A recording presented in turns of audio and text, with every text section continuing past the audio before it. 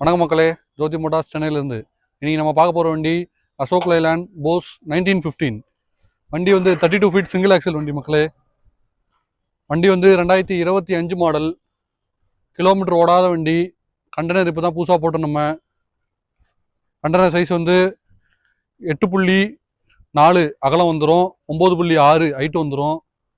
6 tyre original radial tyre புதுசாக போட்டிருக்கு. Single owner வண்டி தான். பாருங்க வண்டி எவ்வளோ சுத்தமாக நீட்டாக இருக்கு பாருங்க.